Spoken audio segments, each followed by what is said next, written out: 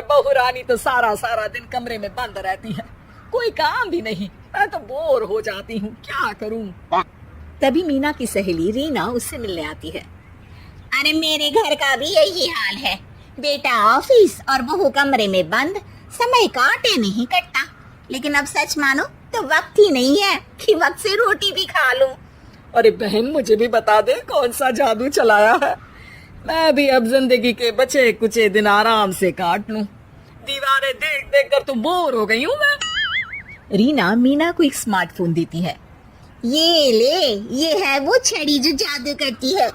इसमें मैंने तेरा फेसबुक अकाउंट भी बनाया है, एंजल प्रिया के नाम से। बस अब यहाँ दोस्त बना और सबसे बातें कर। सास को पहले तो उतना समझ नहीं आता है, लेकिन धीरे धीरे वो उसकी आदत डाल लेती है।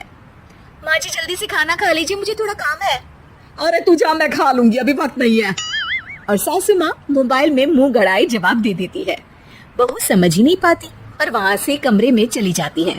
अचानक सास को किसी प्यारी पिंकी की फ्रेंड रिक्वेस्ट आती है। अरे वाह, ये तो कोई प्यारी सी लड़की लगती है, बात करती हूँ। सास फ्रेंड रिक्वेस्ट अपनाकर बात करने लगती है। अब क्या था, सास सारा दिन उस सहेली से बात करती, अपनी कहती उसकी सुनती। एक दिन सास फोन पर ही सर गड़ाए।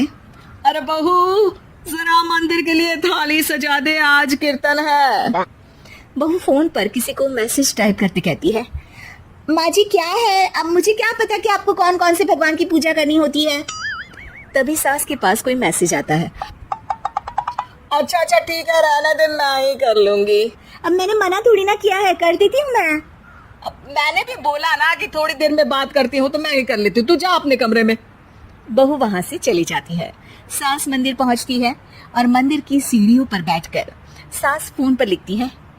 अरे मेरी बहू सारा दिन अपने कमरे में बैठी रहती है। वहां से रिप्लाई आता है। मैं आपकी बहू को तो जानती नहीं हूँ, लेकिन हाँ एक बात है, हो सकता है आपने उसे ताने दिए होंगे या फिर उसका दिल दुखाया होगा। ऐसा करने पर बहुओं का मन ससुराल से हट जाता है। याद रखिए, बहू और बेटी में फर्क होता है।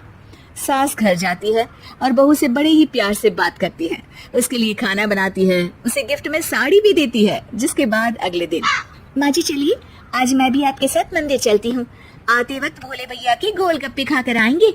अरे हाँ बहू, ये तो अच्छा है, चलो। सास मन में सोचती है कि उसकी फेसबुक वाली दोस्त कितनी अच्छी है। उसके समझाने से उसे उसकी बहू वापस मिल गई। वो बहू को अपनी दोस्त के बारे में बताने का सोचती है, लेकिन फिर चुप हो जाती है। बहू फोन पर टाइप करती है। मेरी सास मुझे नौकरानी समझती है, एक गिलास पानी तक खुद नहीं लेती। मन तो करता है कि बोल दूं, मैं बहू हूँ, कोई नौकरानी नहीं। वहां से रिप्लाई आता है। देखो तुम्हारी सास को तो मैं भी नहीं जानती, लेकिन वो बुजुर्ग होंगी, पूरा जीवन उन्होंने घर गृहस्थी चूल्हा चौका में निकाल दिया। और फिर तुम ये भी मत भूलो कि जिस पति पर तुमको इतना गर्व है, उसे भी शिक्षा उन्होंने ही दी है। तो जिसने तुम्हें इतना दिया, क्या तुम उनकी थोड़ी सी सेवा नहीं कर सकती?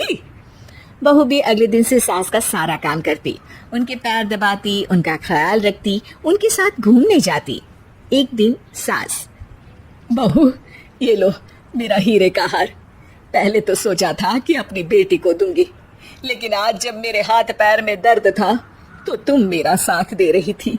समय पर खाना पानी देकर तुमने ही मेरा बुढ़ापे में साथ दिया। उसके हिस्से का बहुत कुछ मैं उसे दे चुकी हूँ, लेकिन ये अब तेरा।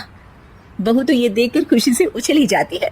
वो सास को गले लगाकर कहती है, माँ जी आज सच में बहुत अच्छी है। भला हो उस एंजल प्रिया का जिसने मुझे आपसे वापस मिलवा दिया, वरना मैं तो हमेशा आपको गलत ही समझती। मैं तो सोचती थी काश वो एंजल प्रिया मेरी सास होती। क्या नाम लिया बहू?